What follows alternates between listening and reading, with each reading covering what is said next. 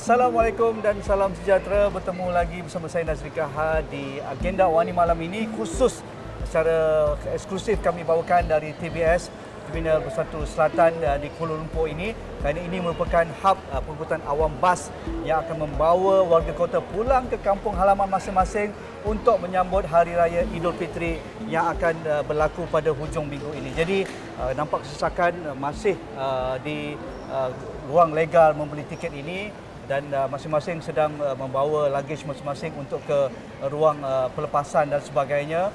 Jadi sambil-sambil kita meraihkan ataupun pulang ke kampung masing-masing, saya dan juga kru agenda Awani pada malam ini akan melihat dari aspek keselamatan. Mengapa kita perlu meningkatkan tahap keselamatan, sama ada menggunakan kenderaan persendirian, kenderaan awam, pengangkutan awam darat, pengangkutan udara dan sebagainya. Semua itu penting untuk kita titipkan hal berkaitan dengan keselamatan. Jadi untuk berbicara tentang itu, Profesor Dr. Kulantayan di sebelah kiri saya, tak asing lagi lah kalau saya tak bawa beliau setiap kali musim perayaan. Silakan Prof. Ya. Prof, kita sambil-sambil kita say hi pada rakan-rakan warga kota nak balik kampung ni. Ada tengah tunggu bas masing-masing, mungkin ada tengah jenguk tiket nak balik, ada lagi ke tidak dan sebagainya. Kita cerita pasal keselamatan ini. Mengapa hal keselamatan ini perlu menjadi satu perkara yang ultimate atau perkara priority setiap kali kita nak bergerak menggunakan pelbagai mode transportation, apatah lagi pada musim perayaan, Prof. Ya, sebab kalau kita lihat dari segi beban dia, pada tahun lepas saja kita mencatat 545,630 kemalangan jalan raya. Bermaksud setiap 1 minit satu kemalangan jalan raya, dan kesannya kalau kita lihat kita kehilangan 6,076 nyawa. Bermaksud setiap 90 minit satu nyawa. Tetapi bila sampai pada musim perayaan, kita tahu bilangan trafik akan berganda beberapa kali. Bermaksud peluang untuk kemalangan berlaku pun agak lebih tinggi, dan yang kita bimbang mungkin dia akan menyebabkan kepada kemalangan maut dan kehilangan nyawa. So atas dasar tersebutlah untuk musim perayaan ini kita memerlukan kerjasama semua pihak untuk memastikan sistem jalan yang akan dikongsi bersama dengan semua jenis pengguna adalah selamat untuk semua pengguna. Itu pokok dia. Tapi dari aspek itu, apa penekanan yang wajib kita teliti dahulu sebelum memulakan perjalanan? Misalnya bagi kenderaan persendirian. Okey, saya rasa ramai penonton Isra Wani sama ada dalam perjalanan pada malam ini ataupun dah selamat sampai ke kampung halaman dengan selamat, alhamdulillah. Yang belum memulakan perjalanan, mereka sedang tengok kenderaan, tahap keselamatan, tahap kenderaan masing-masing dan sebagainya. Dia apa benda perkara keperluan yang wajib dititik beratkan? Okey, yang pertama dari segi persiapan kenderaan. Kita panggil penyelenggaraan kenderaan. So kenderaan kalau dah berada dalam satu keadaan yang cukup baik, dan mungkin kita rasa lebih selamat, lebih lega, beryakin. Sebab kita kena ingat kemungkinan perjalanan ini akan mengambil masa yang lebih lama daripada yang sepatutnya. So kenderaan tersebut perlu bersiap untuk situasi tersebut. Satu, di samping kita melihat penyelenggaraan kenderaan, kita juga jangan lupa penyelenggaraan diri sendiri. Maintenance diri perlu.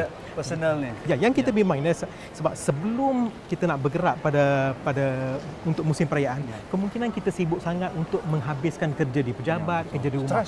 Stres. So yang kita bimbang takut pemikiran kita tak lapang lagi nak balik kampung ni. Yang kita bimbang takut tak cukup tidur. So isu dia sekarang ialah kita kena pastikan kita cukup tidur sebelum hari perjalanan. Maksud saya di sini cukup tidur adalah cukup tidur untuk beberapa hari. Jangan pula sehari sebelum. Tak cukup Tak cukup. Katakanlah 3-4 hari kita kurang tidur, tetapi sehari sebelum saja kita tidur cukup, tapi dia tak cukup, dia tidak memadai untuk recharge, untuk clear hutang tidur. Dia panggil sleep debt. Sebab tu kita mungkin beberapa hari dah cukup tidur, barulah kita ready. Di sini dua isu. Satu ialah kuantiti tidur. Iaitu kalau orang dewasa lebih kurang 6 hingga 8 jam. Tapi yang paling penting yang kedua ialah kualiti tidur pun penting. Okay? So kualiti tidur, untuk memastikan kualiti tidur yang lebih baik, sebelum kita pergi tidur, sebaik mungkin tidak melihat pada telefon ataupun mana-mana alat komunikasi. Okay? Then gadget kita lah. Tidak ada sebarang gadget. Kemudian barulah kita pergi tidur. So peluang untuk kualiti tidur lebih baik dalam situasi tersebut.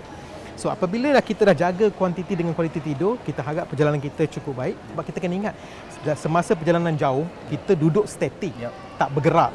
So peluang untuk mengantuk pun adalah tinggi. Kan? Dan kita dalam keadaan puasa pula bagi umat puasa Islam kan. pun. Dan kita kena ingat juga apakah simptom yang kita perlu tahu sebagai kalau kita dah mengantuk ke tak, simptom dia. Pertama katakanlah contoh saya nak bergerak daripada Kuala Lumpur ke Kelantan. So saya kena Ini exit. yang paling popular ni.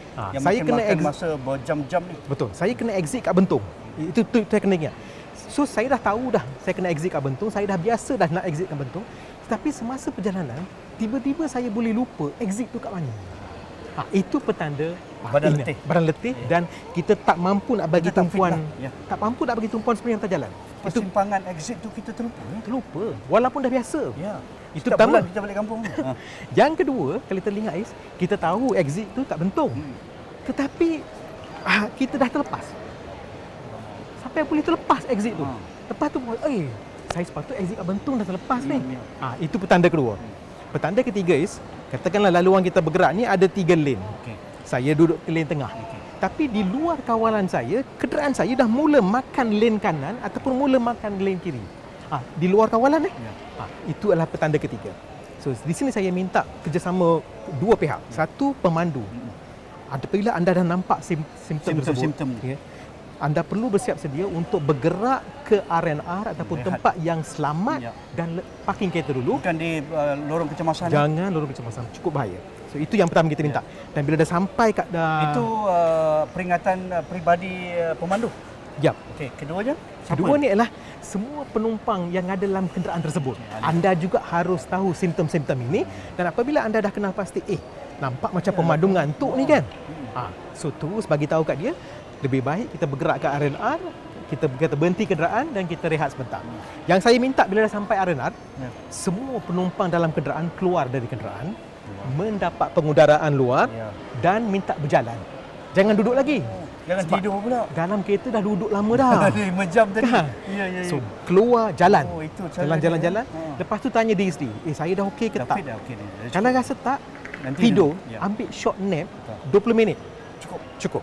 Selepas tu Power anda nap. power nap. Lepas tu anda sendiri akan rasa saya dah fresh ni, dah cergas. Kemudian baru teruskan perjalanan. Apa kata pun risiko kalau kita ignore semua elemen simptom-simptom ini? Okey, ini yang akan menyebabkan possibility of micro sleep akan berlaku. So micro sleep ni dia boleh berlaku dalam beberapa saat.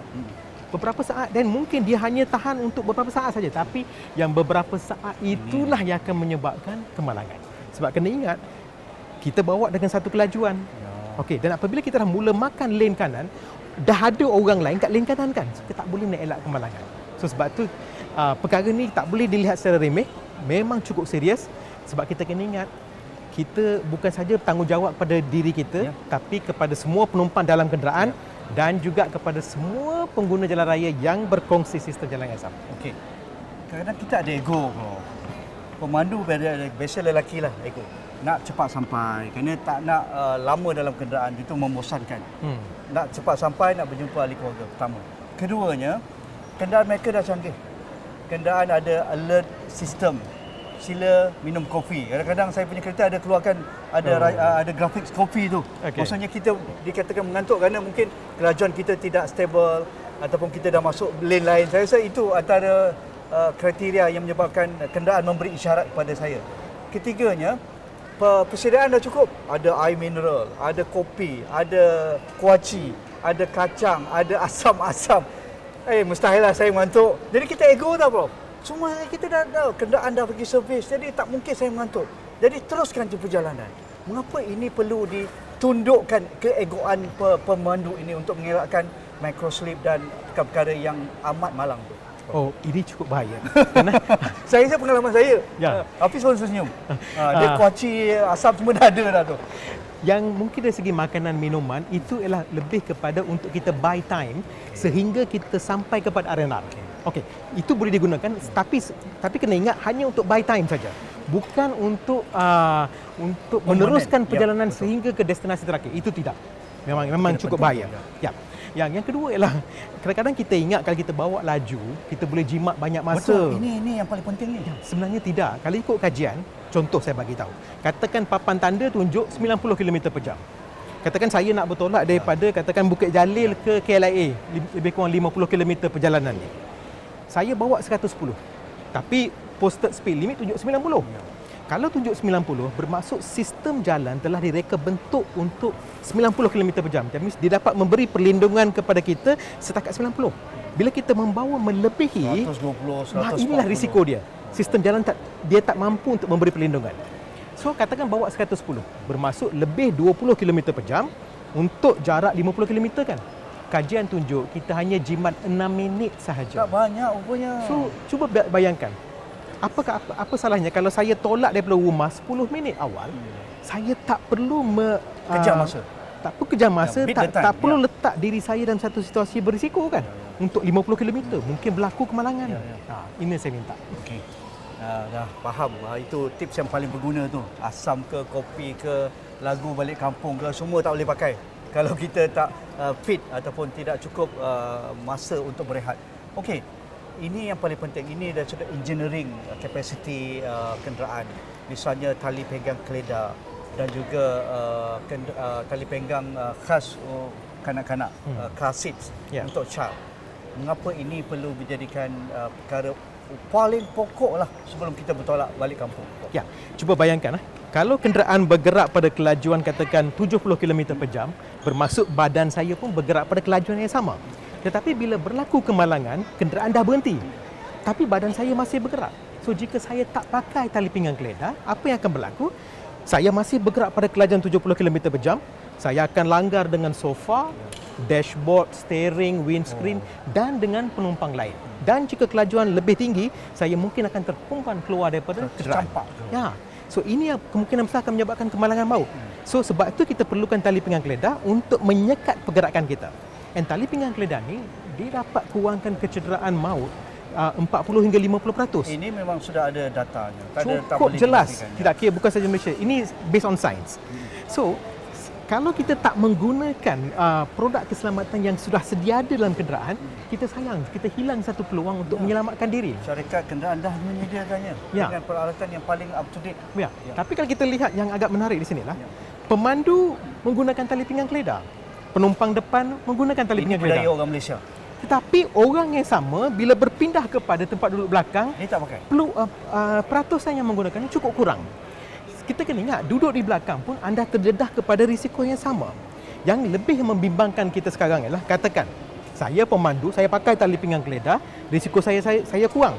Tetapi jika penumpang belakang saya tak pakai, dia membahayakan diri dia sebab dia akan bergerak, dia akan cedera. Tapi tambahan sekarang, dia akan langgar dengan saya dan akan menambahkan risiko saya. Walaupun saya dah pakai tali pinggang keledar. And dia punya hentaman dia ialah berasaskan berat badan dia kali dengan kelajuan apa yang saya bawa. Katakanlah berat badan dia 60 kg. Saya bawa kelajuan tadi 70. So 4,200 dia punya impact dia. Sebab itu kita bimbang, kalau tak pakai tali pinggang keledar, dia akan menyebabkan kecederaan kepada semua penumpang dalam kereta. Ini yang kita perlu fokus. Sebab tu saya minta untuk perjalanan balik kampung untuk hari raya pada kali ini, bahawa semua penumpang dewasa dalam kenderaan, sama ada pemandu maupun penumpang depan dan terutamanya penumpang belakang dewasa, anda harus menggunakan tali pinggang keledar. Dan permintaan kepada pemandu, sila semak dalam kenderaan anda sebelum start enjin. Ya, apabila dah semua penumpang dewasa dah pakai tali pinggang keledar, barulah anda mulakan perjalanan. Sehingga itu jangan mulakan lagi perjalanan.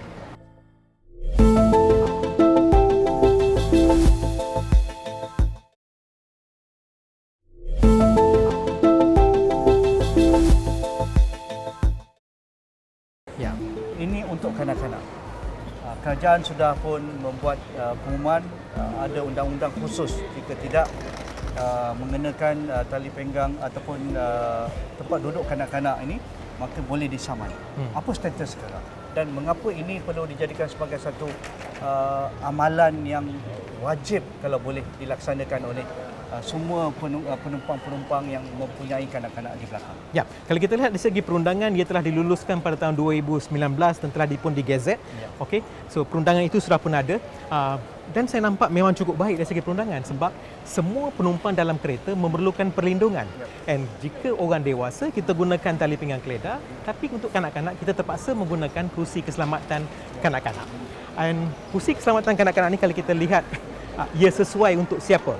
Ialah bagi mereka yang mempunyai ketinggian di bawah ada measurement, cm dan berat badan bawah 35 kg.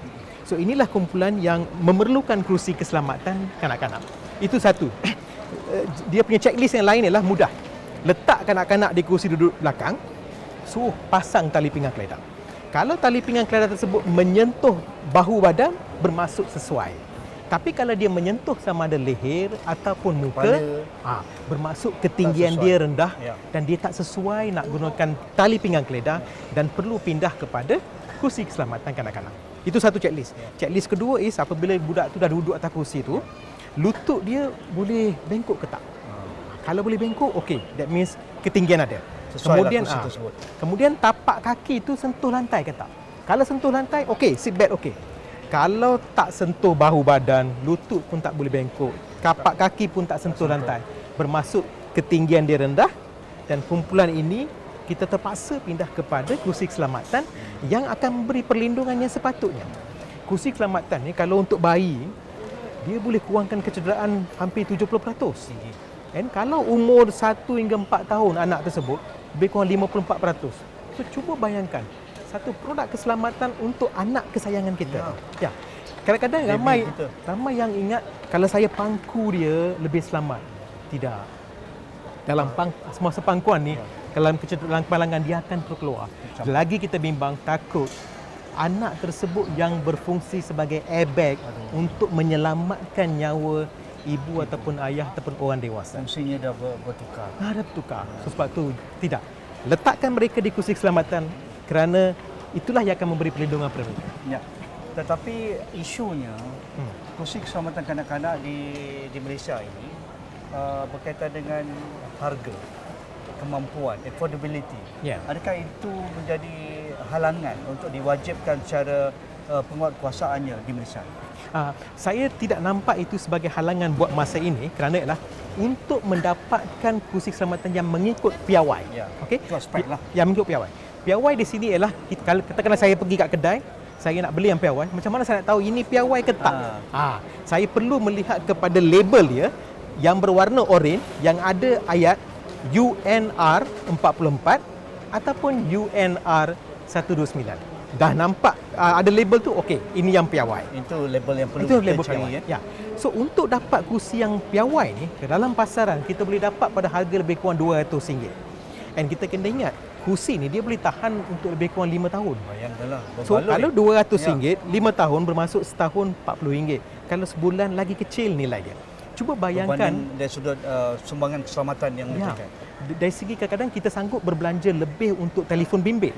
Aksesori. Aksesori. Tapi ini untuk anak kesayangan kita. Satu. Kedua is pihak kerajaan juga telah membuat dalam tahun lepas punya bajet. Mereka telah pun menyediakan peruntukan 50% diskaun. Okey, untuk kumpulan B40 ataupun maksimum RM150. So itu satu jumlah yang cukup besar dan cukup bermakna. So saya mohon kepada pihak kerajaan untuk meneruskan sistem ini. Satu.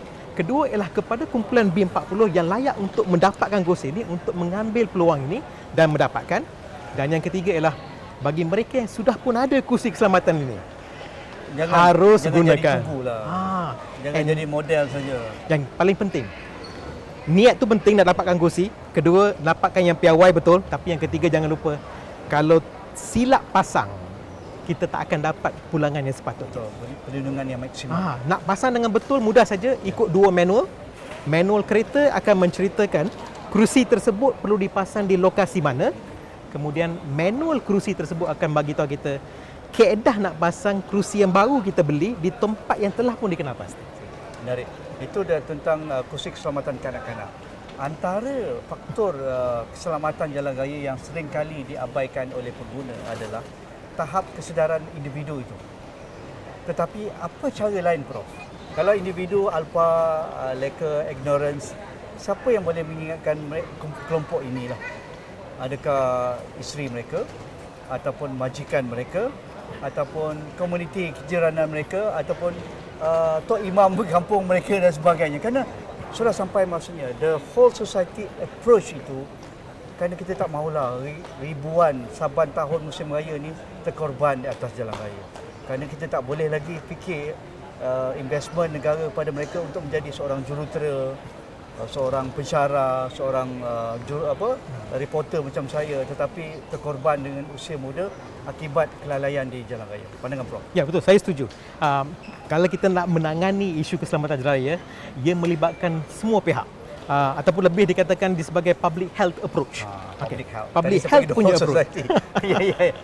Ini terma keselamatan jalan raya. So public health approach. Pertama, diri sendiri pun perlu mengambil tindakan pertama.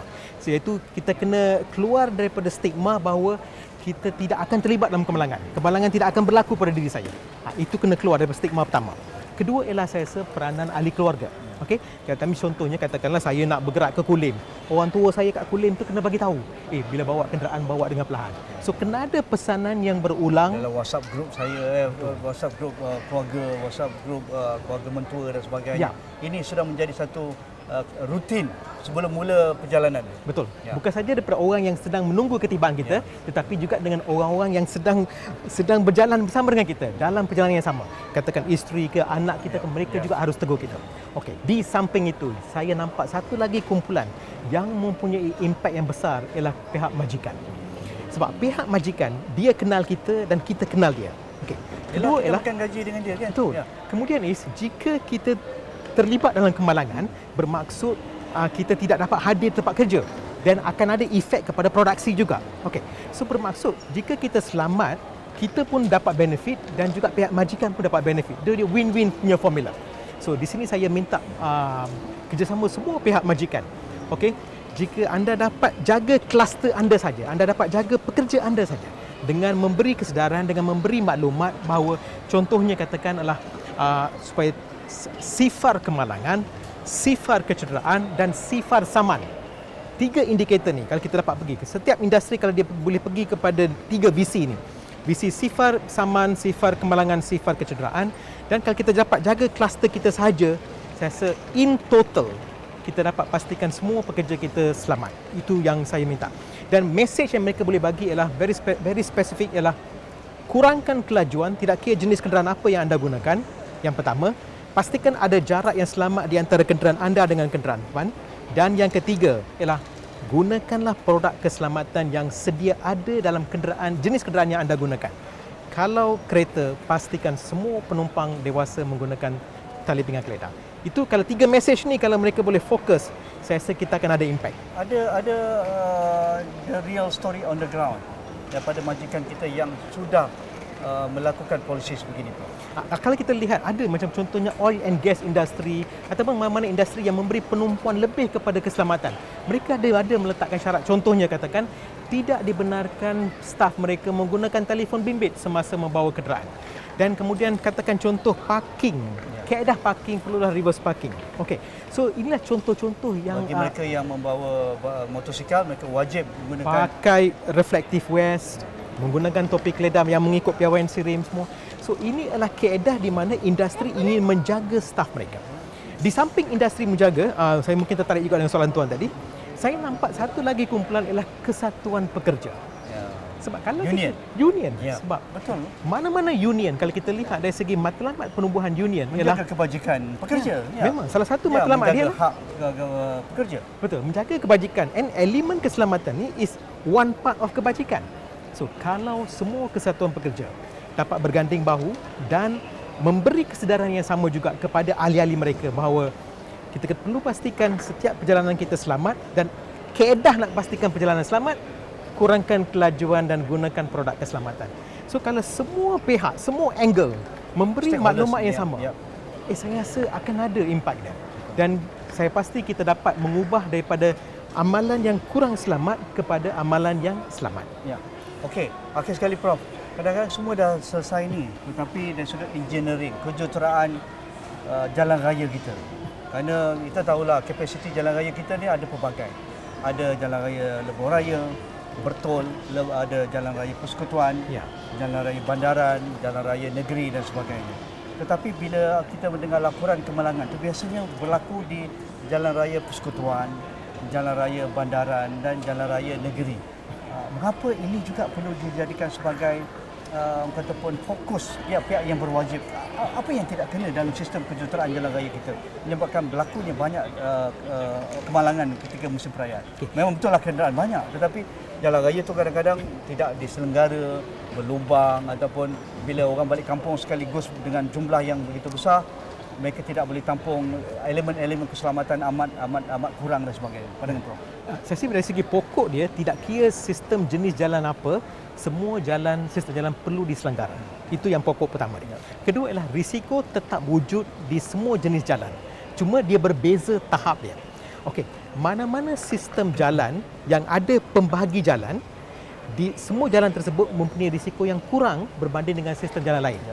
Kenapa ialah dalam jenis pelanggaran kalau kita lihat, pelanggaran depanlah yang paling berisiko dan diikuti dengan pelanggaran sisi. Okey. So kalau kita dapat elak pelanggaran depan dengan pelanggaran sisi, ini kita dapat kurangkan risiko. So situasi ini akan wujud lebih di jalan bandaran dan jalan negeri yang tidak ada pembagi jalan. Betul. So bila tak ada pembagi jalan, saya mula bergerak ke opposite lane untuk overtake. Masa itulah akan ada pertembungan. Itu satu. Okey. Yang kedua saya nak tarik perhatian di sinilah, ramai di antara kita yang selalu fokus kepada pergerakan antar bandar. Tapi kita lupa risiko juga tetap wujud untuk pergerakan dalam bandar.